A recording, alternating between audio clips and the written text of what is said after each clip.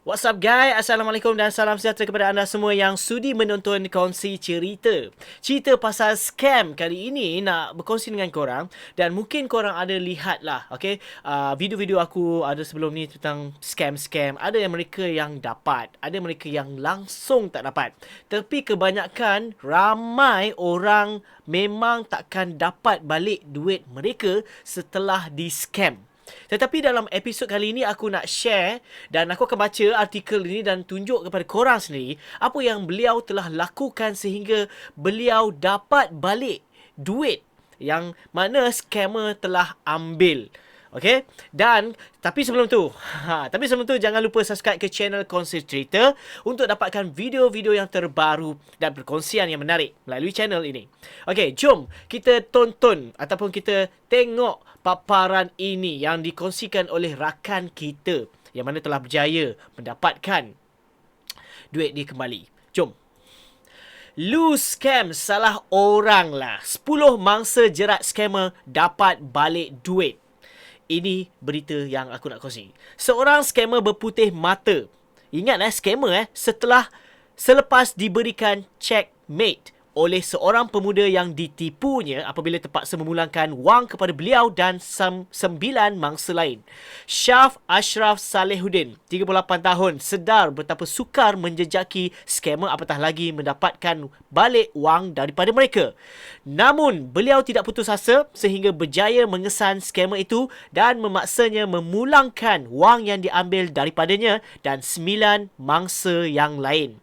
Scammer berkenaan menggunakan laman Facebook Isak Choi untuk menawarkan penyaman udara terpakai dengan harga murah.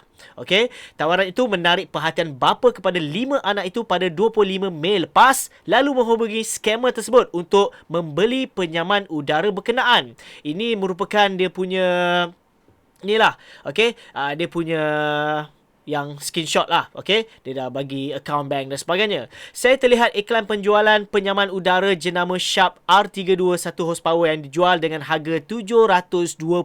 Harga tu memang worth it, memang sesuai. Bagi saya harga tersebut tak munasabah. Silap. Saya hubungi penjual dan membuat bayaran pendahuluan RM570. Pembayaran pendahuluan diterima atas nama syarikat dan ia tidak mendatangkan keraguan kepada saya. Malah saya terus mendapat invoice daripada syarikat tersebut, katanya kepada FMT. Bagaimanapun, selepas membuat bayaran, penjual itu gagal dihubungi. Syarul membuat laporan polis namun tidak berhasil mengesan scammer itu. Polis memberitahu saya kalau kena scam macam ni, memang tuan, iaitu Syarul sendiri, tidak akan dapat balik pun duit sebab tidak ada tindakan selanjutnya daripada pihak polis, melainkan tuan ke tribunal. Itu saja, beritahu Syarul.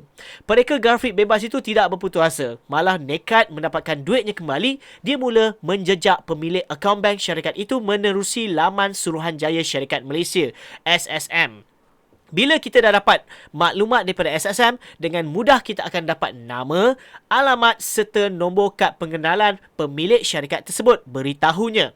Berbekal butiran lengkap scammer itu, Syarul terus menghubunginya di aplikasi WhatsApp. Saya mula provoke scammer itu. Saya hantar salinan SSM dan kad pengenalan tersebut kepada scammer itu dan ugut untuk membuat laporan polis supaya akaun banknya dibekukan.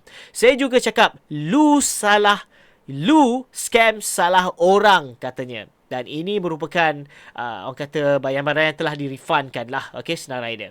Okey, kalau kita tengok sini, senarai mangsa yang sudah mendapat balik duit mereka daripada scammer. Syarul turut meninggalkan komen di laman Facebook Isak Choi dengan catatan scammer alert.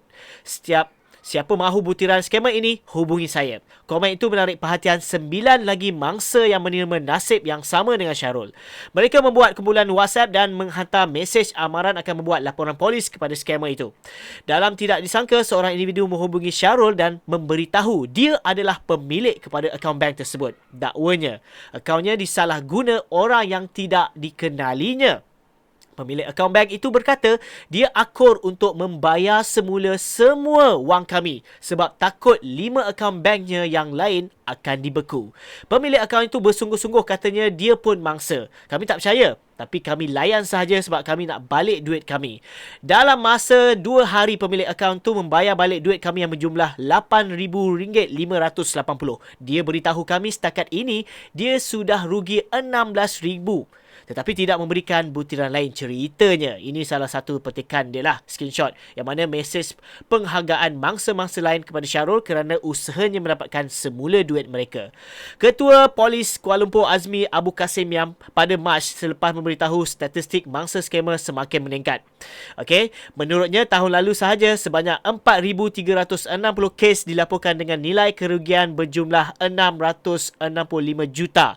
Syarul Akhor, bukan semua mangsa skamer berjaya mendapatkan semula duit mereka. Justeru dia amat bersyukur, namun berharap tindakan lebih proaktif dapat dilakukan pihak berkuasa. Sepatutnya tindakan membeku akaun patut diambil bila ada lebih daripada 3 laporan.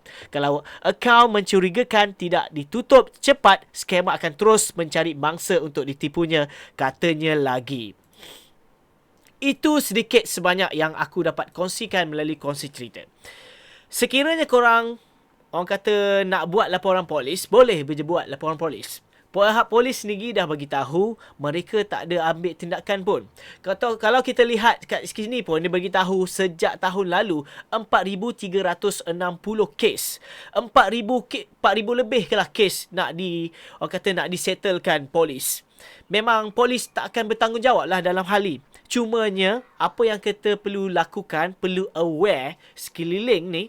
Okey, ambillah orang kata berita-berita begini, okey, dan hebohkan kepada semua kawan-kawan, saudara mara yang mana skamer ni berleluasa, okey, sentiasa berleluasa, sentiasa cuba nak dapatkan duit kalian.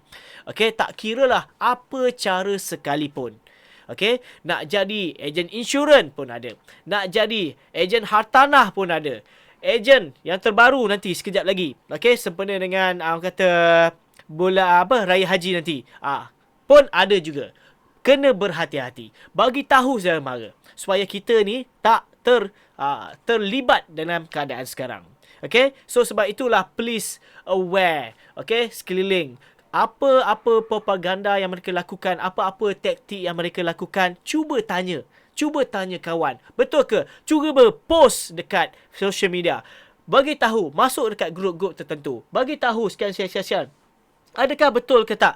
Mana tahu mereka ini pun ada pengalaman mereka sendiri yang mungkin pernah terjebak. So mereka boleh kongsi kat situ. Itu caranya untuk klarifikasikan keadaan ataupun orang kata situasi itu tersebut. Okey, jangan semeronong aja melakukan apa-apa jual beli, apa-apa pembayaran. Okey, supaya kita ni nanti barulah tag aku ataupun teks mana-mana PM ke kat grup ke, saya kena tipu dan sebagainya. Tak pasal-pasal sia-sia je lah duit korang yang korang bayar. Kononnya, contohnya korang nak buat orang kata korban kan. Korban sekarang ni kan macam-macam. Korban ada kat luar negara lah, ada kat luar negeri lah, ada dekat dalam negeri lah, ada kat kampung itulah. Tiba-tiba kampung tu tak wujud, luar negara tu pun tak wujud. Okey, so ini pun boleh terjadi dalam masa terdekat ini. So berhati-hati guys. So ini perkongsian yang menarik dan perlu korang ambil iktibar, dan sekiranya ia melibatkan dengan perniagaan, okey, syarikat itu sendiri yang menipu, so korang boleh buatlah langkah-langkah yang dimaklumkan oleh Tuan Syarul ini sendiri. Okey, itu saja perkongsian dalam kongsi cerita dalam episod kali ini yang dah lama tak upload. Okey, lagi-lagi lah tentang isu-isu scam ni. So diharap pemudahkan urusan korang. Please guys, share video ini. Please, okey, bagi tahu dekat semua orang tentang apa perkara-perkara yang ataupun orang kata solution ataupun option yang boleh dilakukan sekiranya korang tertipu, okey, dengan scammer-scammer begini. Itu saja. Jangan lupa subscribe ke channel Kongsi Cerita. Jangan lupa tekan button on notification dan jumpa lagi. Aku Faizwan. Assalamualaikum.